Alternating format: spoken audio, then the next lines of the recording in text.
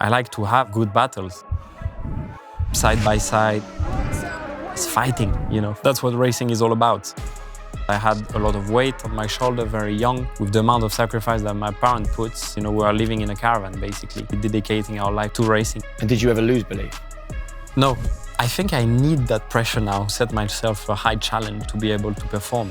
I received a message from my engineer, you are leading the Grand Prix. You are leading the Grand Prix. Seb is behind. I've managed to hold him off. We won the race. So all the pain that we had, it was just all worth it, just for that moment. Everybody's human. Doesn't matter who it is, 2 feet, 2 hands. If he's capable of doing it, you can do it as well. We were. Hey everyone, it's Jake here. Listen, before we get going, I just wanted to drop in and say a huge thanks to all of our new subscribers. This channel is growing like crazy. And here's the truth, okay? The more subscribers we get, the bigger the channel becomes. The bigger it becomes, the greater the names that we can attract. So before you watch this video, please just spend 5 seconds hitting subscribe. It's good for us, but it's also great for you, and it really helps grow this channel. Thank you so much, and enjoy. Well, Esteban, welcome to High Performance. Thank you so much for welcoming me. What do you believe high performance is? I believe high performance is a mix of a lot of things. I think a good routine, that's one thing, good sleep, all the parts of building basically and preparing, to perform at the moment. It's all the part that the iceberg that you can't see. And it's not just at the moment that you have to perform and you call it high performance. It's all the rest that you need to put together and be happy with to be able to perform at a high level. So that's what I believe high performance is. And I wonder how much sacrifice plays into high performance for you, because from all the people we've spoken to and all the research we've done about this conversation, sacrifice was a word that cropped up time and time again. What do you think about when I say sacrifice?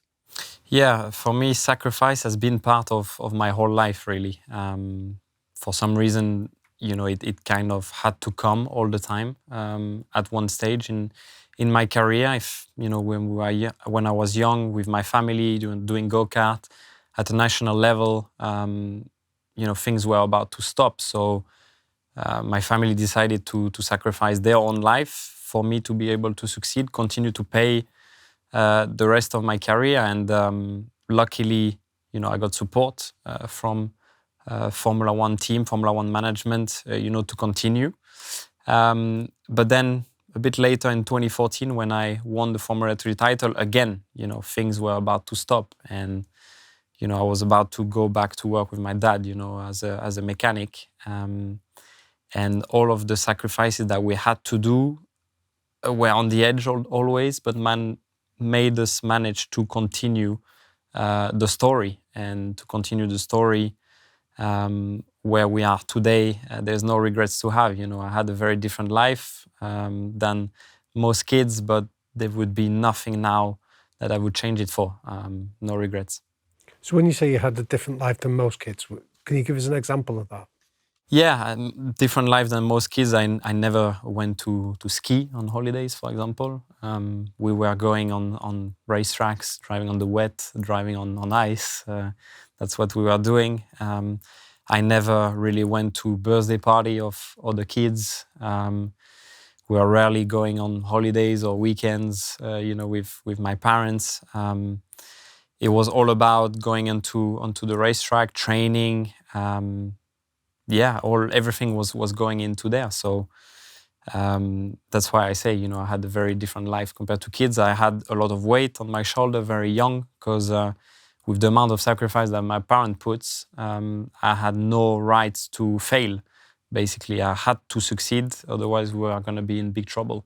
So yeah, it's a different life. Being adult at a very young age is not an easy thing, but where we are today, I think everyone in my family and everyone close by of us is proud of what we have achieved, and could have gone to the other way, to the wrong way, but we've always believed it was possible, and I'm glad that we thought like that.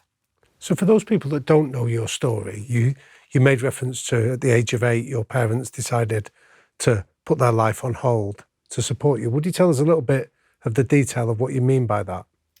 Yeah, when we were doing the national championships, some kids, had the luxury to be able to be in race teams or in factory teams, all of that, to be in the big, tents and have, mechanics, a lot of different engines and all of that. I had one used chassis, two used engine that we chose carefully.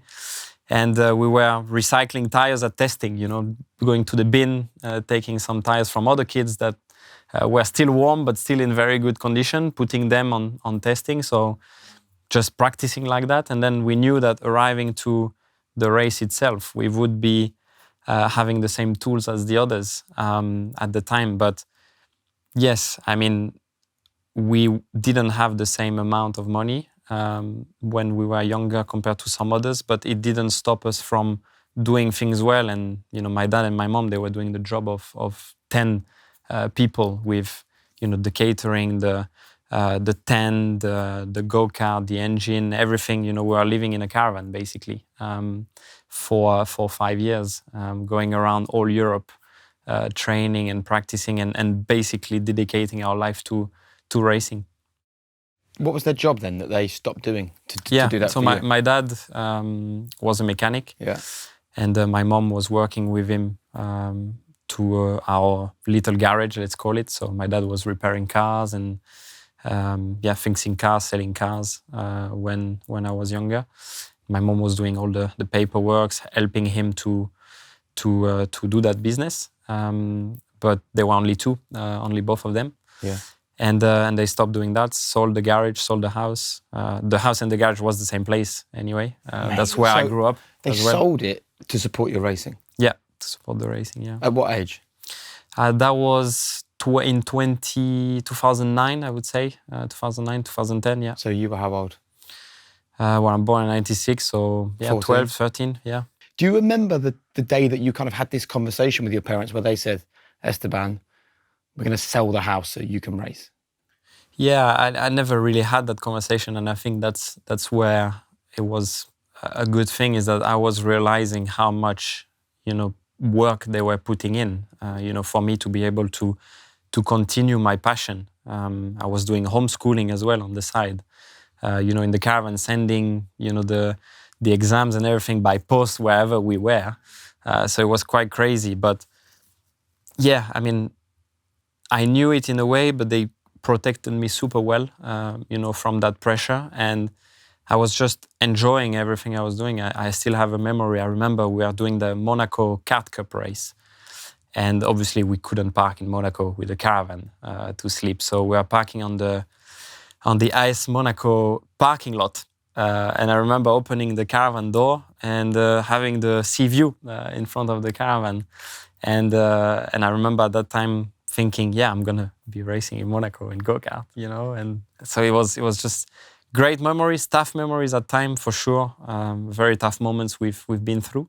Hey, it's Jake here. Look, I just wanted to dive in very quickly to talk to you about travel counsellors, and this is particularly for people who are looking for maybe a big change in their life. So travel counsellors are travel agents, are brilliant travel agents. I've booked my family holidays with them for the last few years, and that's the reason why I wanted to partner with them, because each travel counsellor is a passionate individual who believes in doing the very best for the customer. But each travel counsellor is also a business owner. They are their own boss. They have no limit to their earning potential. They work with over 2,000 other like-minded travel counsellors across 6 different countries. But as well as having an amazing opportunity to be self-employed, they also have the backing of an incredible business. They have world-class training. They have all the technology they need to deliver for the customer. So if you're looking to take control of your destiny, if you're looking for a change in your life, then maybe you should be looking to be a travel counsellor. For more information, just check out travelcounsellors.co.uk/HPP. It might just be the most important thing you've ever done. Are you aware of that research that child psychologists often talk about when you've described you experience pressure? And child psychologists often say that as children we experience 3 types of pressure. Or stress. They talk about there is a toxic stress where it feels intolerable. Yeah. There is a tolerable level of stress, and then there's a positive framing on stress.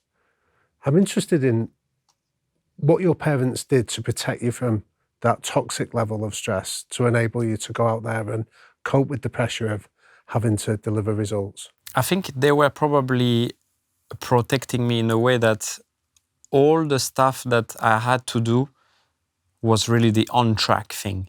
You know, they were leaving it that to me, and they were taking all the maximum of the weight on their shoulders. You know, in preparing everything, the truck, getting the caravan ready, getting the go-kart ready, all the loading, thinking about all the parts that we needed, going to talk to the right people, and you know, I was then sat in the go-kart having to think only about the racing, and that was the main part that we had to do, obviously.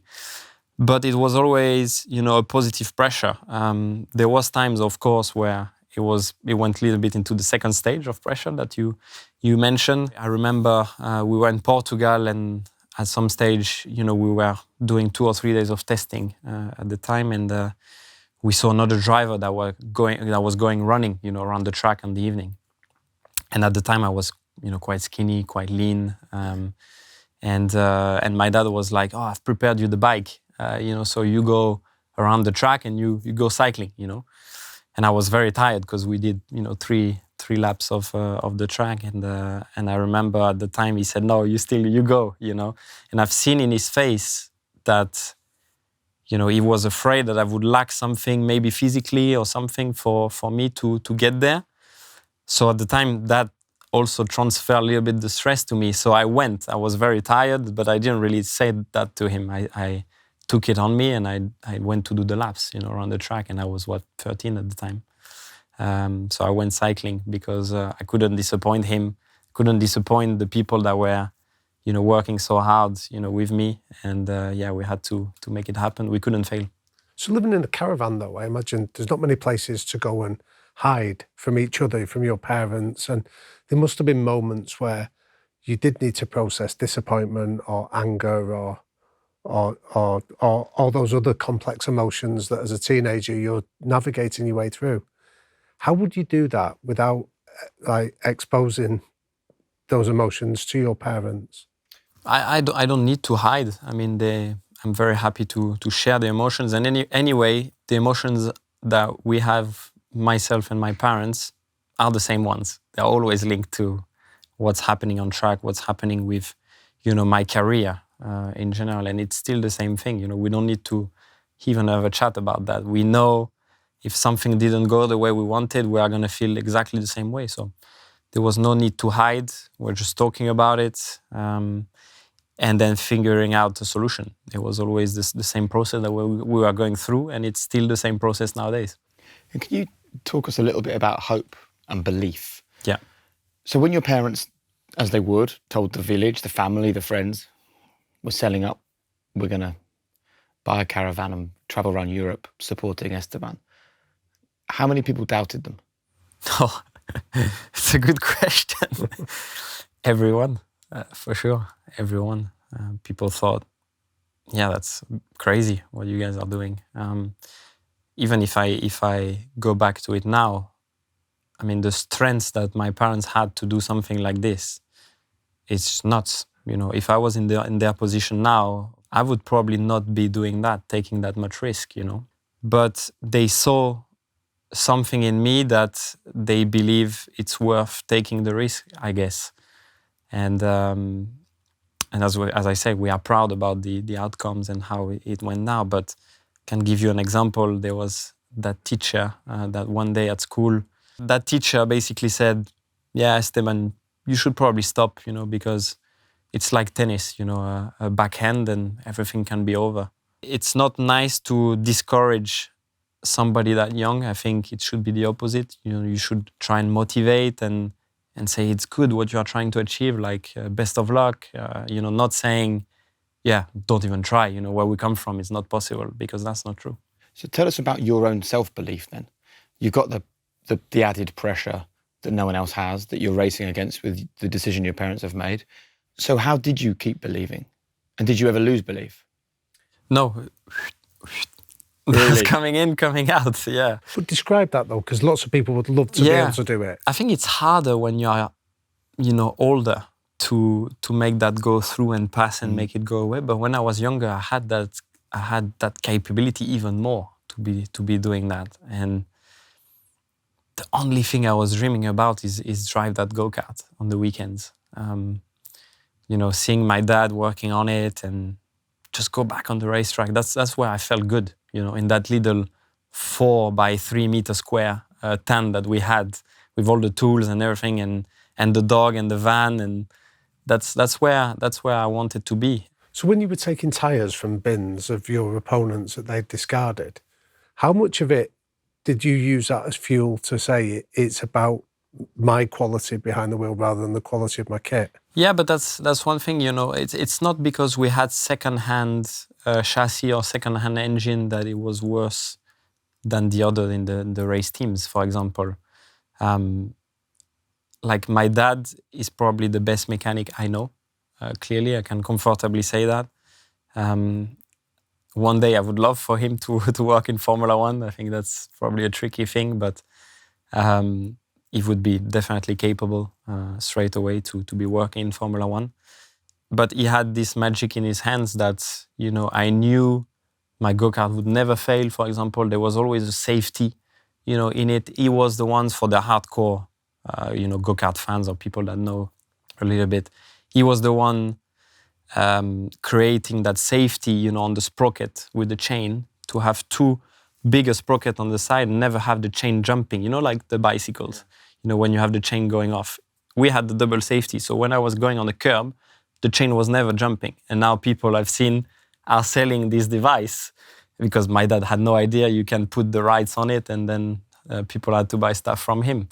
But he basically made that first. We were making the best out of what we had in hands. I think it's the most incredible story. And I love the fact that your face lights up when you talk about the memories of that time. And it's easy to, discuss the people that didn't believe it, or the challenges of being in a caravan, or the pressure that was on you, or the loneliness of not being able to go to kids' parties. But the caravan was nice, But look at the way you talk about it now. And have you taken the opportunity to just say to your parents, like, wow, like you did this for me and I'm so grateful?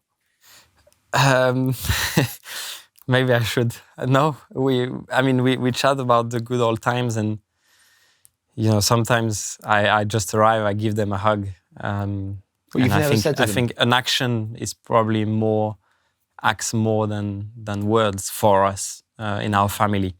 We don't need to talk. That's what I'm saying. We just need to look at each other. Give a hug, have a little laugh, and we know. I think it's lovely.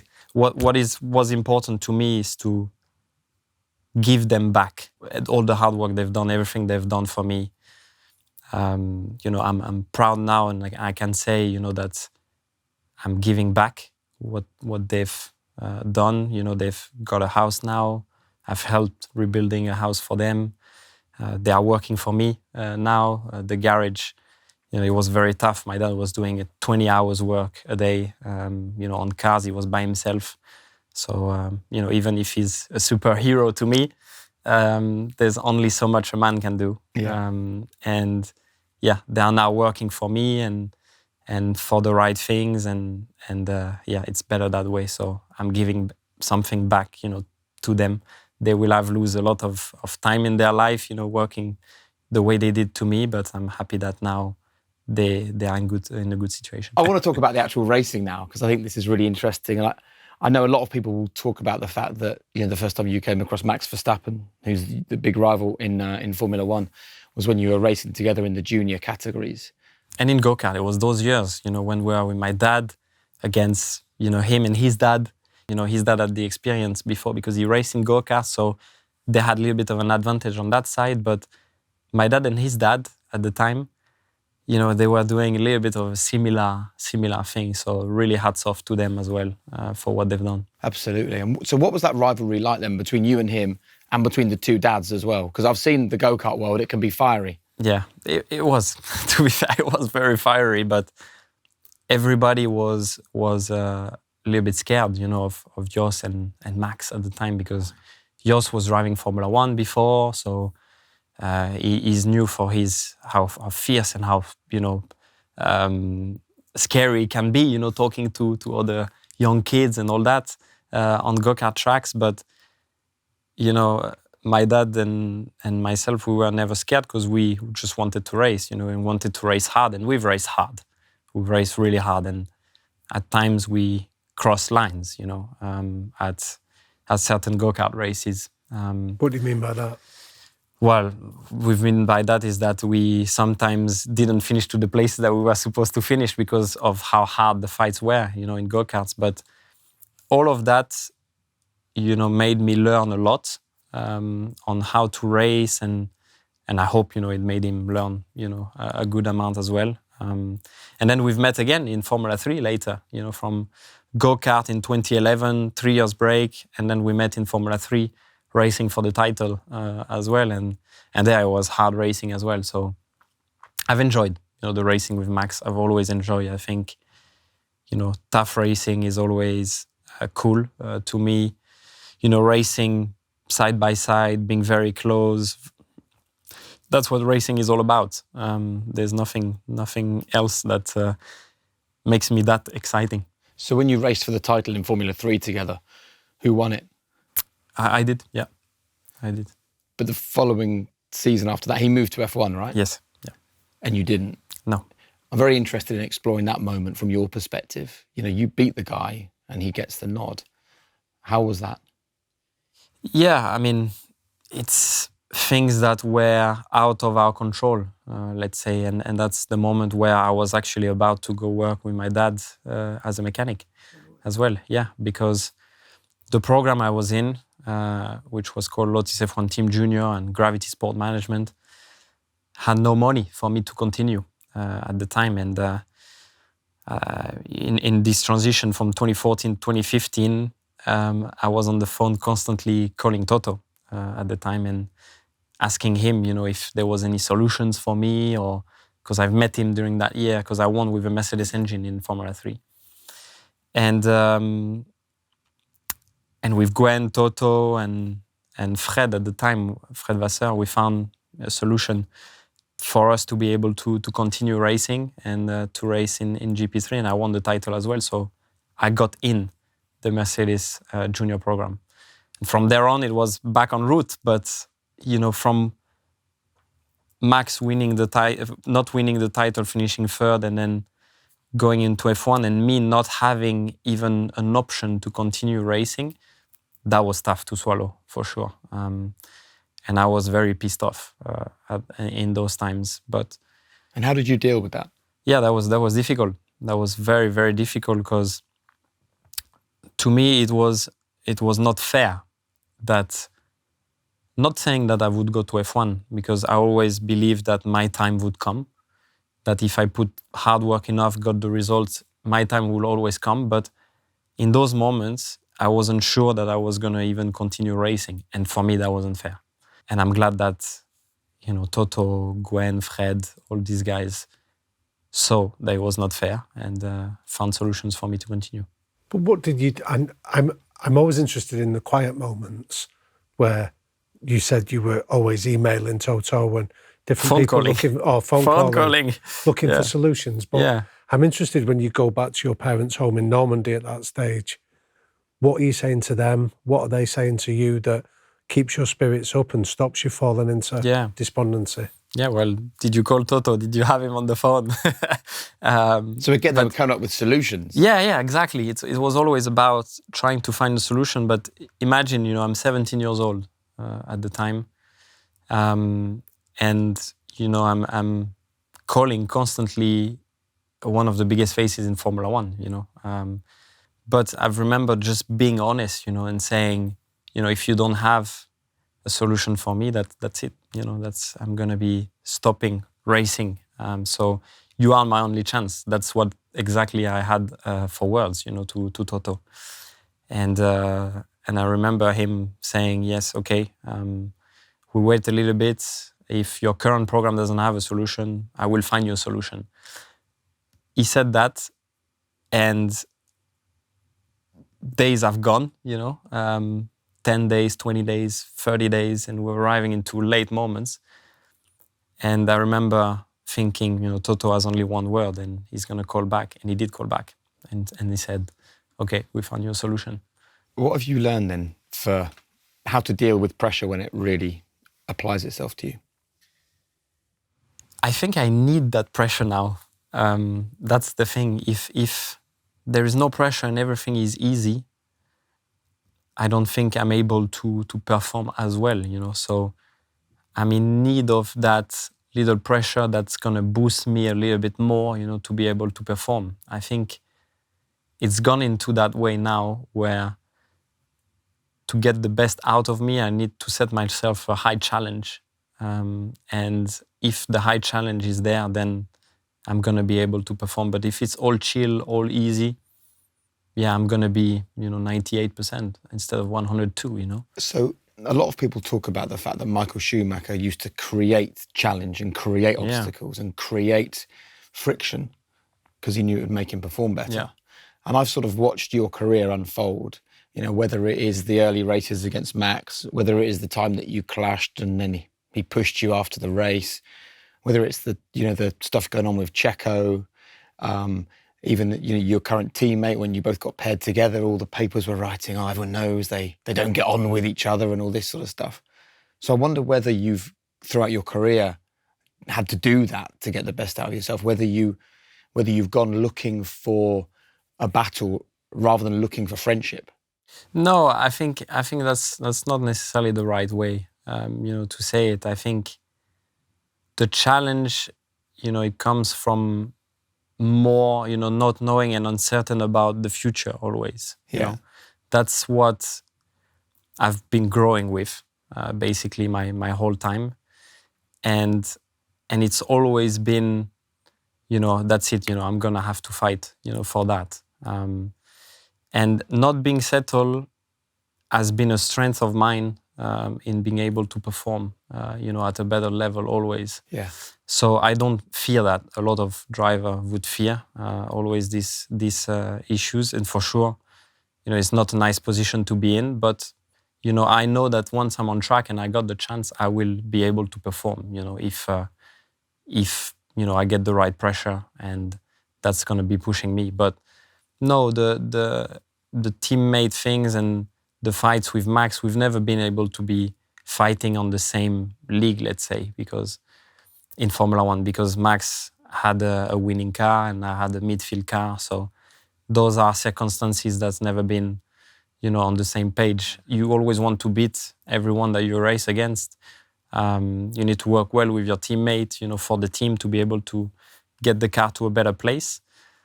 But on track, yeah, you need to finish in front of anyone that you can. Doesn't matter if it's your teammate or someone else that you are fighting with. You need to finish in front. And I like to be, you know, a tough opponent. That's it. So explain what you mean by I like to be a tough opponent. How do you go about being a teammate in Formula One? What's your approach?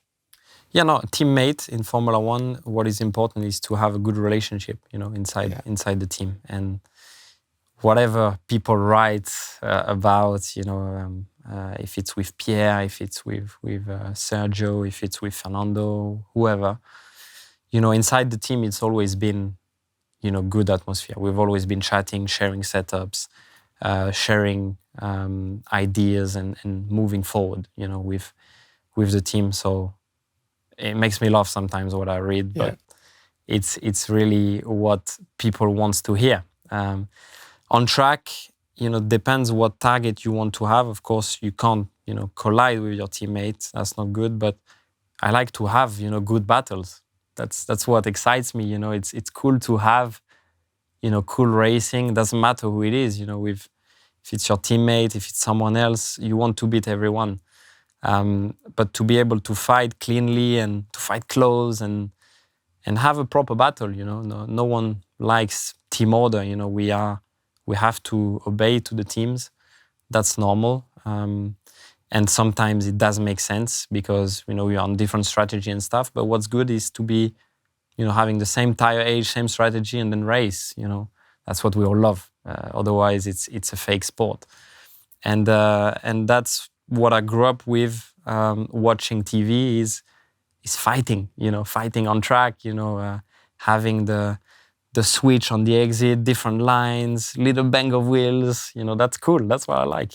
That's what excites me about the sport. Brilliant. There's research that says what you're describing there about having a rival can actually enhance performance. It makes you more motivated. They've done studies with athletes where you run faster if you've got somebody as a target that you're going or competing against. Who do you regard as your rival then that gets the best out of you? And it's true that, any teammate that I got, there's always something that I've learned, with, doesn't matter who it was in junior categories, in Formula One, I've always learned something, and that's important, as a driver. If you want to grow, you need to always pick up something, because if you don't improve, the others will, and your level is going to be obsolete. You are going to be going backwards instead of staying at the same level. So it doesn't matter who it is, you need to pick up the right points, try to add them to yourself, and then the things that you see that he's not doing as well, obviously you leave them on the side, but you can't just be blindfolded, go like that, and not look on the side towards what they do, because it's important to watch, learn, and then put it in place. So when you had this rivalry with Max in Formula 3, what was the biggest thing you learned from him? Yeah, well, I was not in the same team at the time, so it's a little bit harder, it's a little bit more away.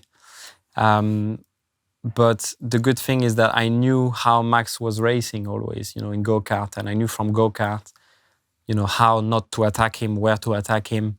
I knew how he was going to be, closing the door there or not closing the door there. So, I knew how to race against someone when you are racing for a championship is very important. And it's something I miss now because I'm racing against many guys because I'm not racing at the front. So I look forward to be able to do that again. We shall talk about that in a moment and what your future might look like. But I want to rewind a bit to your time at Force India, because I'm fascinated by, towards the end of the Force India period, you knew the team were in financial trouble. You were given the message, don't crash. But at the same time, you've got to push yourself to the limit to make sure that any potential team that might be looking decides that you're the guy. And there was so much uncertainty outside of the car. I'm really interested in what your mindset was like in that period in your career. Yeah, it's been a very strange period, that one, because the on-track performance was very decent. Yeah. I was performing super well in qualifying, good in the races as well, got a bit unlucky at times, so the championship order didn't finish the way it should. But the pace itself was there, and a lot of teams have seen it.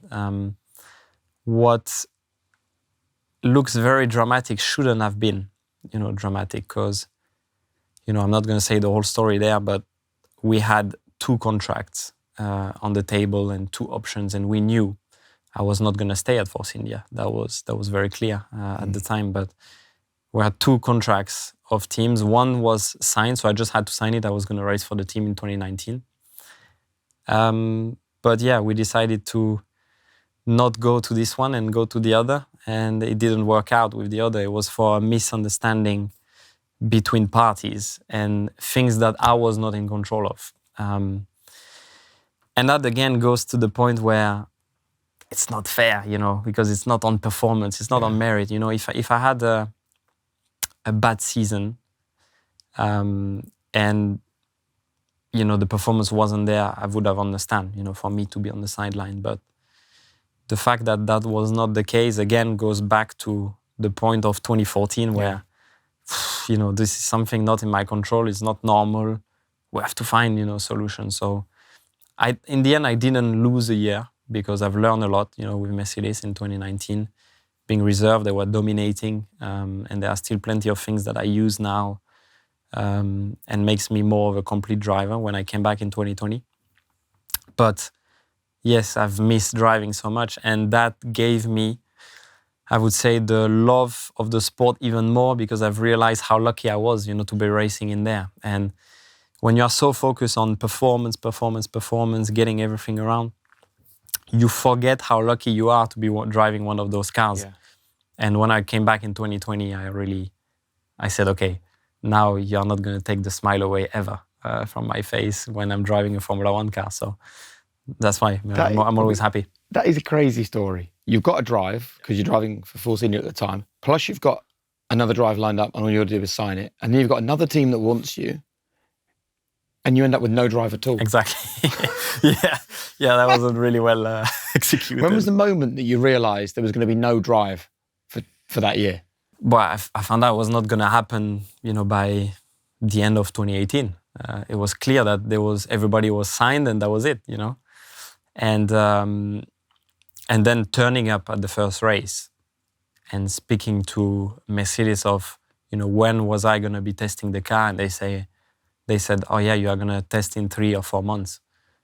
Then I came back in the car back then and I cried in the parking lot, I remember. And yeah, luckily we found a solution to come back again. But was that one of the lowest, or was that the lowest point in your career? I think that was the lowest, yeah. Australia, 2019, because I was super happy for the team also on the success that they were having, because I was part of that. I was contributing with the simulator work, all the development. But I was like, what if I was driving that car, on the races as well? It's so dominating. It's so fast. I was seeing myself but not being there, on track. And yeah, that was quite tough. I guess it makes it harder when the car is so fast, right? Yeah, for sure. And you're having to sit and watch. Yeah. And then, of course, smile in front of the media, smile in front of the 2 drivers that are driving the car. For sure. And try and be the ultimate professional in the garage. Definitely, yeah. Man. What was that like, having to do all that? Yeah, tough, but it's my job. That's what I have to do. I have to be... I have to get all the information from the simulator, being able to have clear feedback to them, tell them what was best for them to be able to put that on the car on Saturday before the qualifying.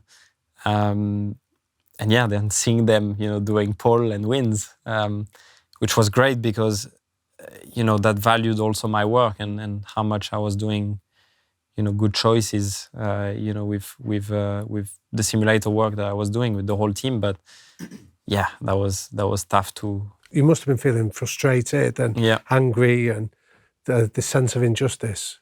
Where did you go to? What did you do to be able to process those feelings and move on? I think you always need to think how privileged we are, even if that was not the situation that I wanted. If I, for example, put my dad in that position, that he would also want to be in a better position and be driving. But if I put it there, I could have been working with him, in the garage, and I was still getting paid, to be at the races, to be working with the best engineers in the world, to be developing the car in the simulator. And there is always a perspective to have, and I think that helps a lot in saying, look, open your eyes, could be a lot worse. You could be not there in the Formula One world at all. You have the pass for the whole year. You are, all the team bosses everywhere. We are going to find solutions.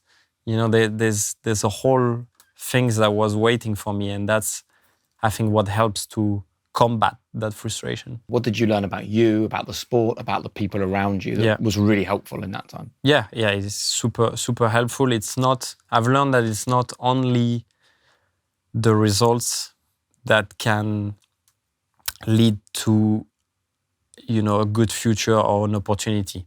You need to take the lead on all these, contract negotiation and all these You things. Personally?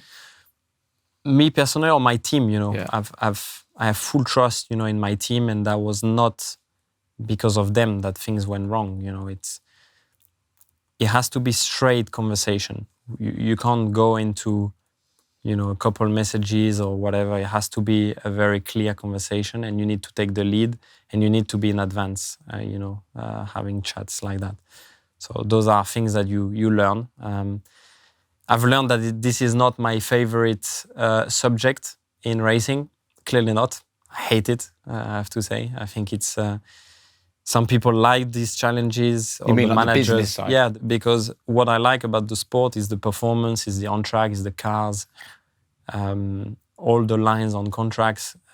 This is not what excites me. It's not fun. What did you learn most from standing at the back of the garage of, at the time, the dominant, most successful team in the sport, and seeing how Toto Wolff led that team. Yeah, that was incredible to see. And I've learned what a team needs from a driver, basically in those times, and how a team works from the inside, who communicates with who, at what stage, and how it can be quite chaotic at times as well. How do you mean? I mean that everybody thought, it's easy for Mercedes. Everything is perfect procedures. Everything works super fine. They are going to win every race. They are going to have no argument during the races or stuff like that. But trust me, on the inside, it's fire. People sometimes are shouting to each other, and there's crucial moments you need to take a decision. People are not sure, but it's how they overcome these moments and learn from these, that made them as strong as they were at the time, and as strong as they are still now. Everybody's human, and that's where you can see that everyone can be achieving these things, because you can't expect someone, to be so much better than you, 2 feet, 2 hands. That's what my dad always, said. Doesn't matter who it is, 2 feet, 2 hands. If he's capable of doing it, you can do it as well with work. So was there a moment where you watched the work that Lewis Hamilton did, aside from his natural ability, and thought, that's incredible? Is this something that you remember seeing? Yeah. What was that? Definitely.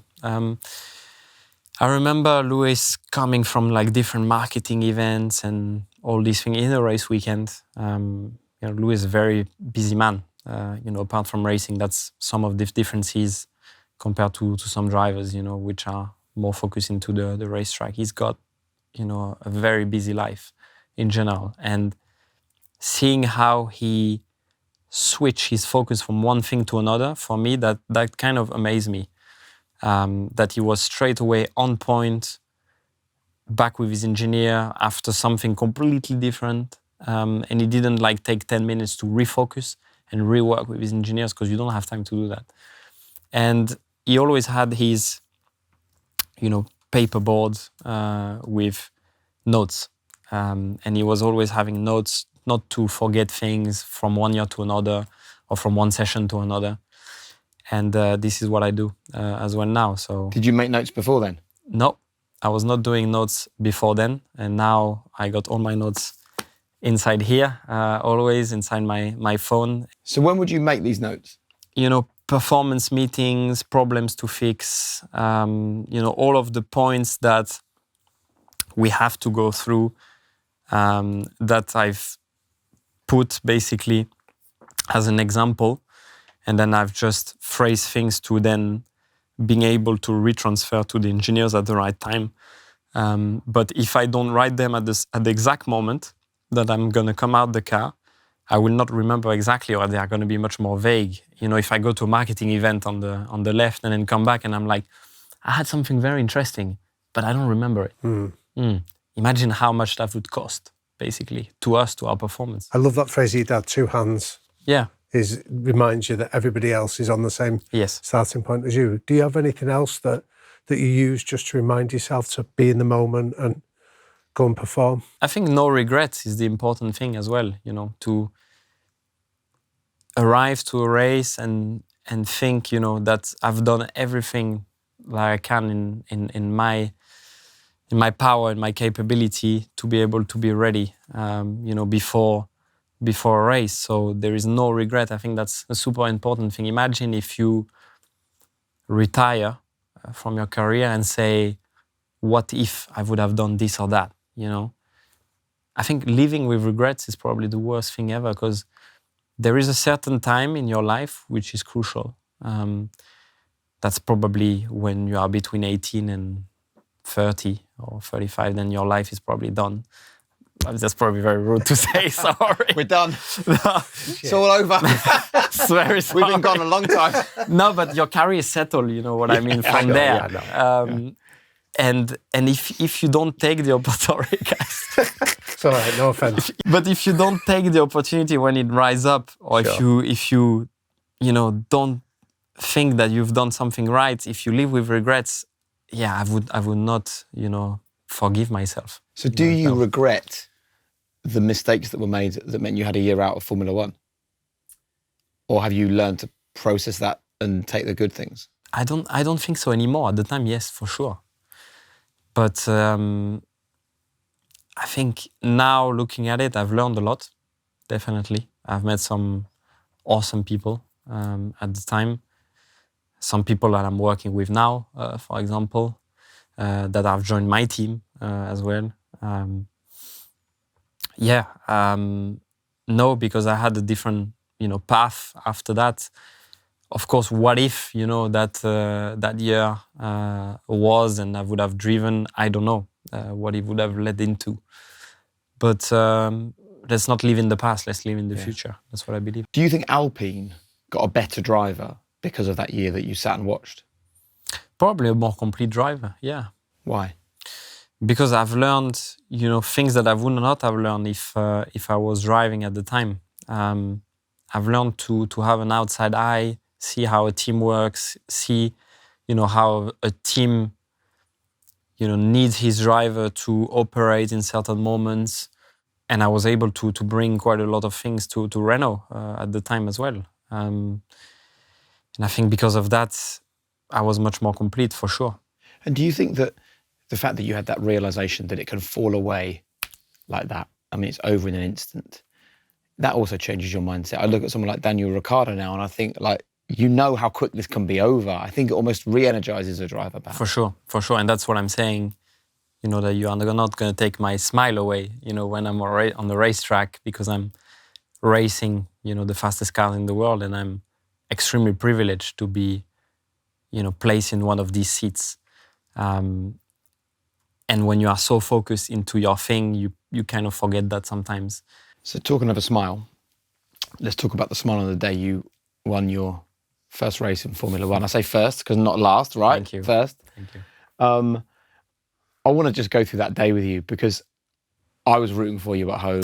I know loads of people were like, it's amazing when a driver gets their first win in Formula One. And I knew your backstory. I knew what you'd been through to get to the sport. And I remember Sebastian, man, constantly, he was looking down all the time, wasn't he?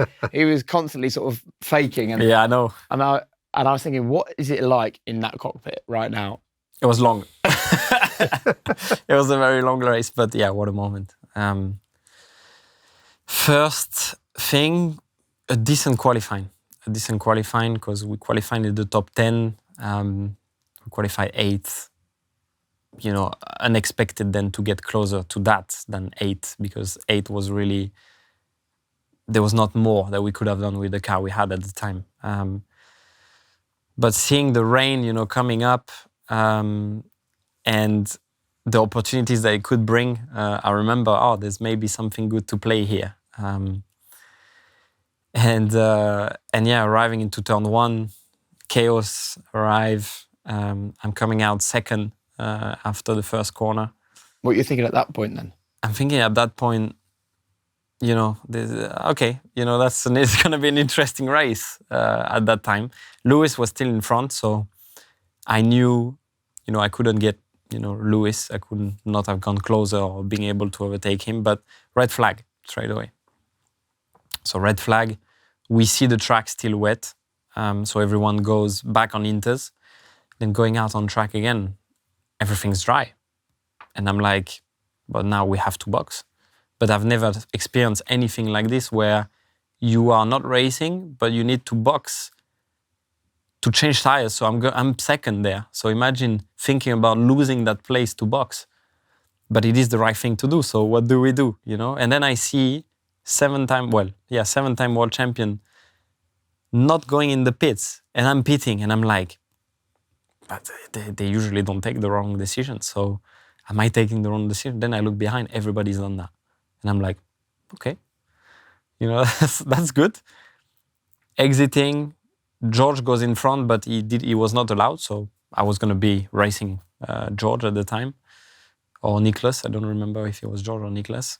And then I received the message from my engineer saying, you are leading the Grand Prix. And then I'm like, I didn't think, I could hold the lead for the whole time because we are not the quickest on track.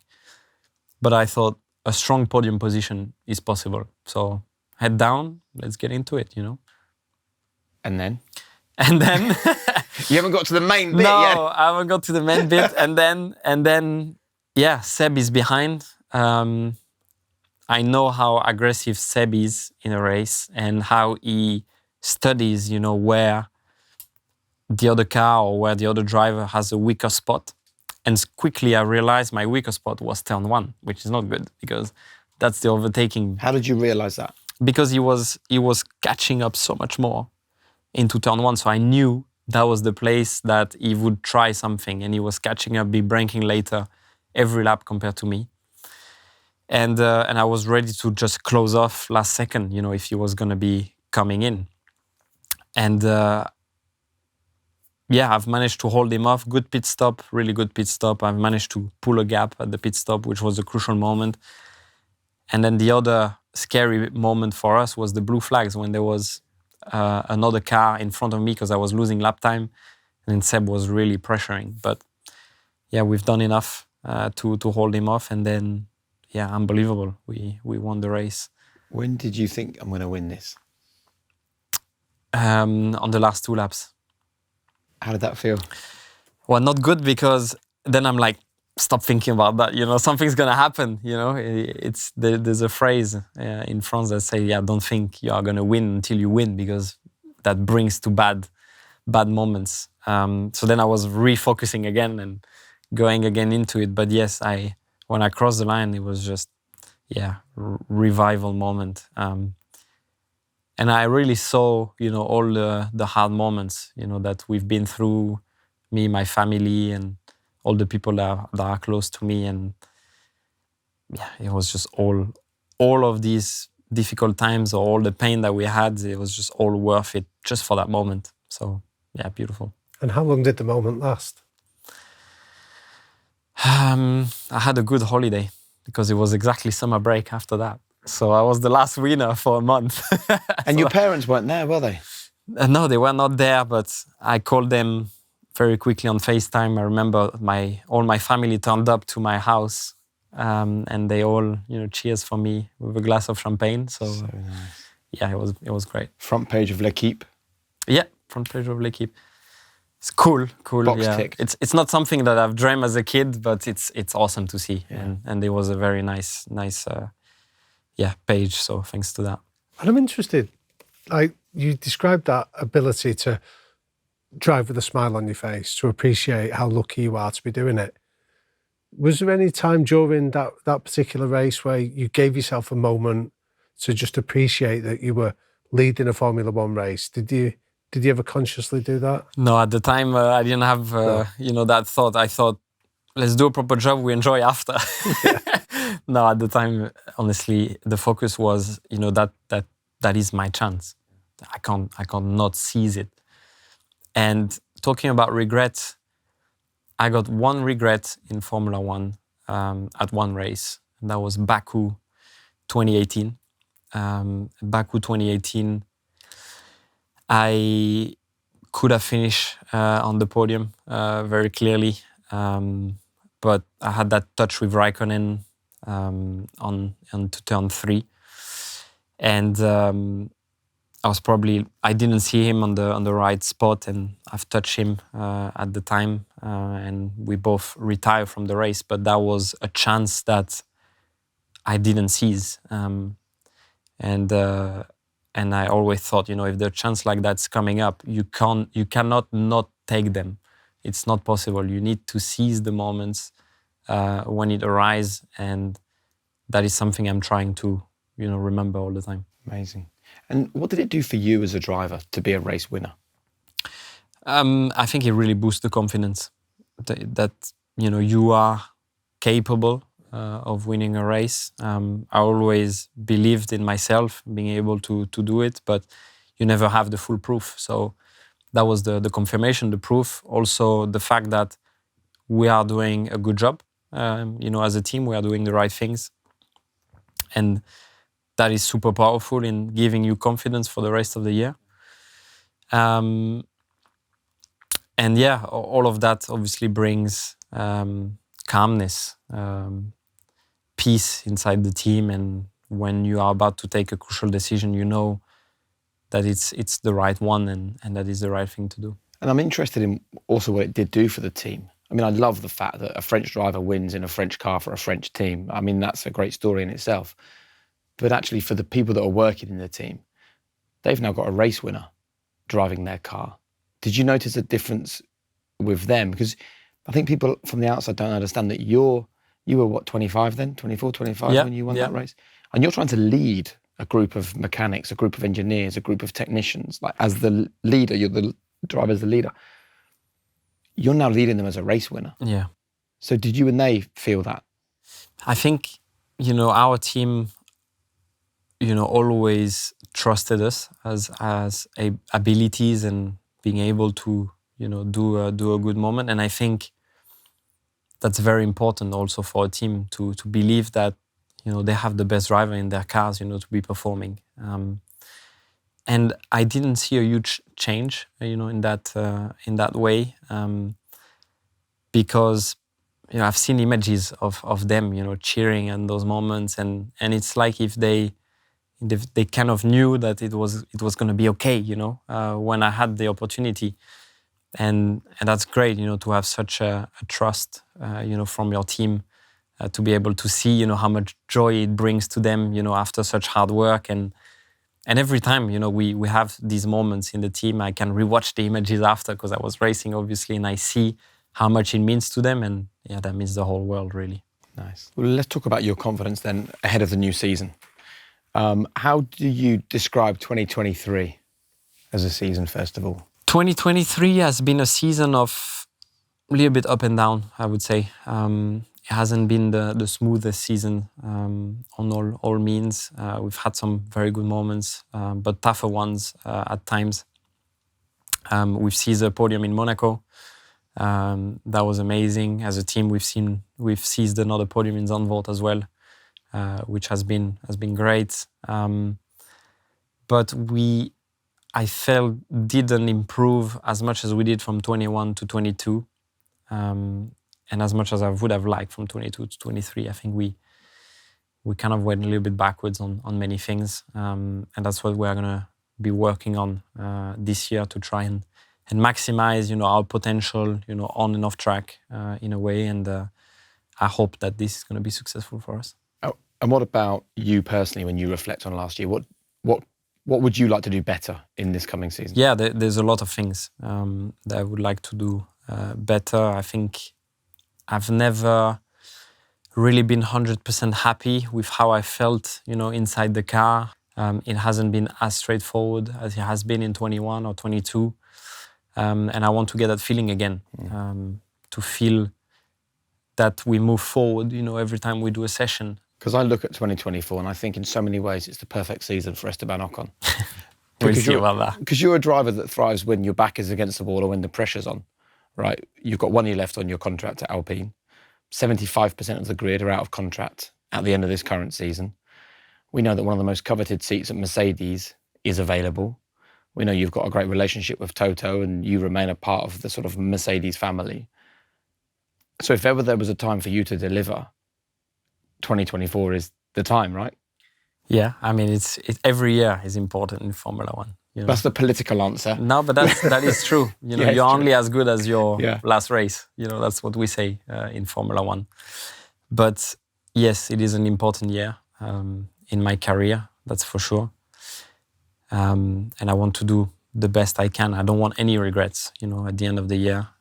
It's going to be a lot of work on and outside the track. There's going to be chats, obviously, because I'm in my last year of my contract. Have those chats begun already? Come on, we like the truth on this podcast. Yeah, I know. Yeah, for sure, for sure. Things have started already, but for everyone, it's normal. And how are you dealing with them differently? You said I have more these experience. chats. Yeah, I'm not a big fan. I'm still not a big fan of these chats, but I'm in a different place that I was back in 2019. I know a lot more about these sports. I've done a lot more races. I'm a race winner. I'm a podium finisher. Yeah, there's a lot more arguments that goes into my favor. But yes, the most important is the job that you do on track always, and I believe in that. I believe the political side is secondary, and I hope that it will remain. And I know you've also got the Human High Performance Centre at Alpine as well, where you're looking for those little 1%. I'd love you just to explain to us the kinds of things that you do in your day to find the edge, like the food you eat, the exercises you do, the time you get up in the morning. What does a day look like for you pre-season now when you're fully ready? Yeah, pre-season happens for me not in the HPC anymore. That's when I was younger. It happened there at Enstone, and I've learned a lot there. But I do train in a center called 3-1 Perform, and together with my coach Tom as well, we link with the center there, and we work on all the different aspects. There is the coordination side of things, the eye tracking side of things, the reaction work, the balance work, the mental side, and every year it evolves in a way that every year we find different things to work on how to get better. The things that I need to work on now are different than 2018, for example. And that takes us probably 50% of the time compared to the normal training, and which are the other 50. The other 50 is the normal gym sessions and physical, the cardio, and all the core work, the neck work and all that. But it's, you would be surprised to see how much goes into the mental side and how much goes into the cognitive work, basically, because we need to be fit, yes, we need to be strong, especially in case of crash, and we need to have a good cardio, not to feel dizzy or blurry after half of the race, but we need to react quicker, we need to be more sharp on our reactions, on our decisions, we need to talk clear to the engineers, we need to remain focused for 24 races. And all of that, it's a big work. It's the part of the iceberg, and the part of the high performance that I was talking about is that if all of that goes perfect, then you are able to perform well on track, and that's what I call high performance. And is there one particular mental exercise that you do that you feel gives you an edge? Yeah, we have an exercise called working under pressure, and that's an exercise where realistically, you can't get 100% wins, but so that's the pressure, because it's going to be too fast for you. Doesn't matter who you are. But you need to respond as well as you can to this pressure and make as little mistakes as you can, for example. So if, for example, you do a mistake, you need straight away to be back, to your focus zone, not to be doing more mistakes. Because if you judge yourself, for example, after doing one mistake, you are going to do 2 or 3 more. And that's an exercise that we do quite a lot. Listen, I've loved this conversation. Before we finish, we've got a few quick fire questions. No problem. Can we run through these? Right, Yes. I think you'll enjoy these. Apart from you, who do you believe is the most naturally talented driver on the Formula One grid at the moment? Charles Leclerc, Max Verstappen. Yeah. Why? I've raced with them since, Charles 2005, Max 2010. And doesn't matter what conditions, we were, always neck and neck or in the top 3, always. So, them. Who is the greatest driver of all time and why? Michael Schumacher. Why? Because he was the more complete one. If you could see one driver, apart from yourself, win the title in 2024, who would you choose? I think Max is going to win again anyway. Yeah, and the year after as well. I don't know about the year after, but this year, yeah. I think he's the favorite for sure. What pre-race rituals do you have? There are a few things that I always do. I always jump on the same side in the car, always on the right side. So that's one of the things that I will do. Superstition, I don't know. It's things that I feel better in doing. What message would you give to a teenage Esteban who was just starting out on his motorsport journey? Probably don't worry. Everything be all right. I think if I knew, things would have been all right, I would have probably enjoyed even more the things. There are times where even if we had enjoyment and all that, it was tough times. This caravan period. But everything be all right. It will work. So enjoy. What's the best piece of advice you've ever been given? The best piece of advice I've ever been given. There are so many good pieces of advice I've been given. Probably from my dad at a very young age. Probably that nothing is unclimbable, or if you want it to be achieved, you can. You just need to put the right mindset into it and the right effort. That is probably a very valid, point from him. And it's a different topic, but my dad told me recently that because he was a cyclist and when he was younger, he's been very good, but he didn't have the chance to continue. He didn't have the right people around him. And he told me that one day he was 15 or 16, knew his career was over. He went on his bed like that and thought, if one day I got a kid, he wants to do a sport, I'm going to do everything that I have in my hands, that I'm capable of, for him to succeed and not have the failures that I had. So very early on in his life, he had set a plan, for me to get to where I wanted. So, it's a different topic, but I had to say it. That's quite moving, actually, isn't it? That all those years ago, your dad thought that, and it happened. And look, it's been a great conversation. The final question is: what would you like to leave our listeners and our viewers thinking about? What is your golden rule to living a high performance life? I think there's one golden rule. First of all, it doesn't matter where you get to if you succeed in anything. Always remember where you come from. That's the most important. Don't forget the people that you've helped, that have helped you, and don't turn your back ever. It's important to be respectful to everyone around. Doesn't matter who it is. That's a golden rule that I will always put in myself, and that's how I've been born and raised. But yes, to have a high performance life. I don't know if it's English, to non-negligate anything. Is that English? No. What does it mean? To take care of every little details. Right. That is the most important thing. Any details that you can think of, even if they are not the most important, in the end they will make a difference. Listen, I think that everyone that's listened to this conversation will have you. If you're not their favourite driver already, you'll be their second driver for the Thank you. For the grid this season. Thank you. It's been a great story and a great conversation. Thank you, guys. Thank you. Thanks for having me. Thank you. It's been a pleasure.